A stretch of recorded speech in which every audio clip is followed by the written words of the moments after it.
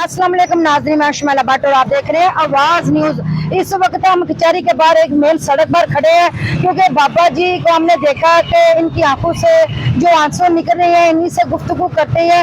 जी चाचा जी, तुसी इत्थे रोज खड़े होंदे हो कि दिहाड़ी लांदे हो और बोतलां वेच के किन्ना को गुजारा कर लेंदे हो? गुजारा तो कोई नहीं होंदा, गरीब आदमी दुआवां तो सौ किसी ने कुछ नहीं दे सकता। ते चाचा जी सलाब दी वजह दे नालों कोई तुहानू कोई मदद लभी जे, कोई राशन दे के गया जे? नहीं, कोई बंदा नहीं देख के गया। ते तुसी किसे नू किन्ने को बोतलां तुसी रोजाना डेली वेच के किन्ने को पैसे कमा लेंदे हो? ਉਹਨੇ ਜਿਨ੍ਹਾਂ ਨੂੰ ਅੱਲਾ ਨੇ ਦਿੱਤਾ ਬੇਸਾਬਾ ਦਿੱਤਾ, ਜਿਹੜੇ ਮਾੜੇ ਬੰਦੇ ਤੇ ਮਾੜੇ ਹੀ ਰਹਿ ਗਏ ਨੇ। ਤੇ ਤੁਸੀਂ ਇੱਥੇ ਗੁਜਰਾਤ ਦੇ ਮੁਕੀਮ ਹੋ, ਗੁਜਰਾਤ ਦੇ ਰਹਿਣ ਵਾਲੇ ਹੋ, ਤੇ ਖੁਸ਼ ਕਿਉਂ ਨਹੀਂ ਹੋਏ ਵੀ ਕਿ ਅੱਲਾ ਪਾਕ ਵੀ ਕੀ ਹੋ ਰਿਹਾ ਸਾਡੇ ਨਾਲ? ਬਸ ਅੱਲਾ ਦੀਆਂ ਰਜ਼ਾਵਾਂ ਨੇ, ਜੋ ਚਾਹੇ ਕਰ ਸਕਦਾ ਹੈ।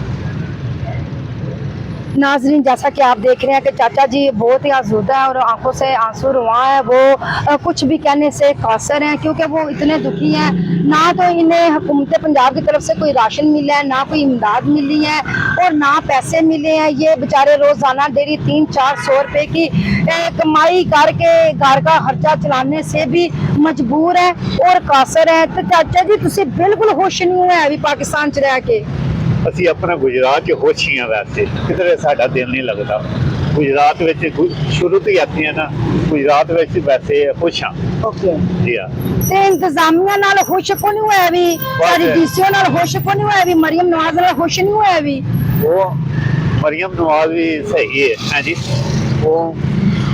ਉਹਨੂੰ ਵੀ ਦੁਆਵਾਂ ਹੀ ਦੇਣੇ ਆ ਬਸ। ਠੀਕ ਹੈ ਜੀ ਹਾਂ।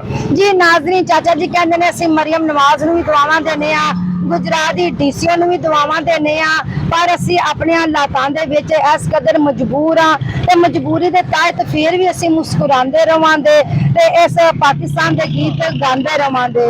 ਜੁੜੇ ਰਹੋ ਸਾਡੇ ਚੈਨਲ ਆਵਾਜ਼ ਨਿਊਜ਼ ਦੇ ਨਾਲ। ਅੱਲਾ ਨਿਗहबान। आवाज न्यूज, हर लम्हा बाखबर। हमारे चैनल आवाज न्यूज को सब्सक्राइब कीजिए, बेल आइकन को प्रेस कीजिए ताकि आइंदा आने वाली वीडियोस का आपको बर वक्त नोटिफिकेशन मौसूल हो सके। हमारी वीडियोस को लाइक और शेयर करना मत भूलिए।